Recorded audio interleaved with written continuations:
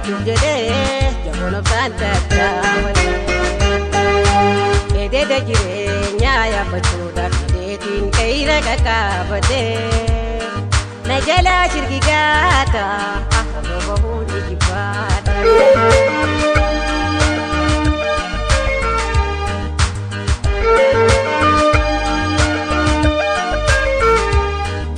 Jiru addunyaa tana laalame oloofi gadoonsi akkaan imalmaana. Qe'ira jiru baatee bu'uura kooda takkee hireefi ayyaana.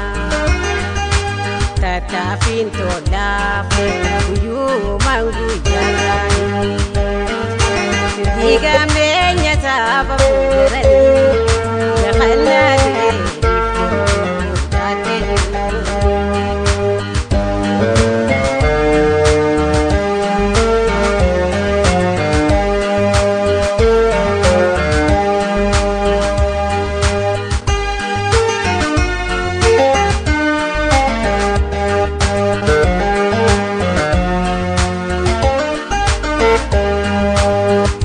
Guyyaanii fiiga ayyoomiin harabaafate.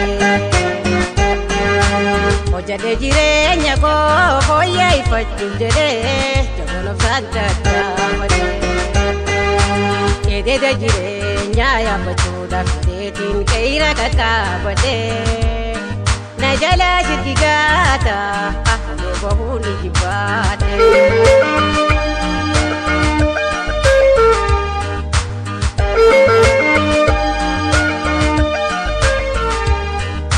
Iftuu qe'ira duuba mul'atu barraaqaa jiru ija laaluun hin arga. Uda jiruufin taphee simachuufin afranii fiigeetiin duubu godhee jabba.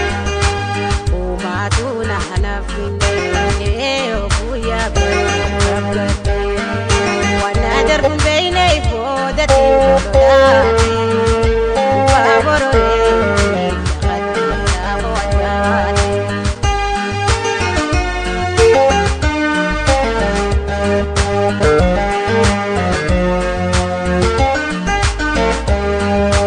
Halkanii guyyaanii fiiga ayyoomiin harabaafate.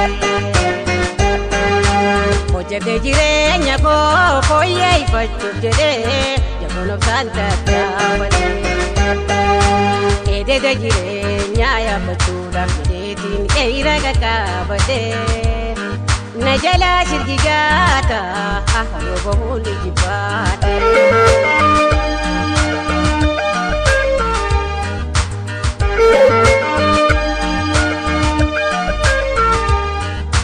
Ufee afraniin lafa geeyu waan ciisu sasee hayatiin badaacha.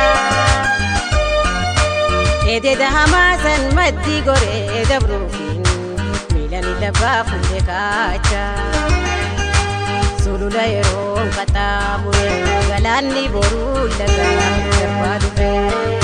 Dulaan sablateen namuu kophee laatee bu'aa dhufe.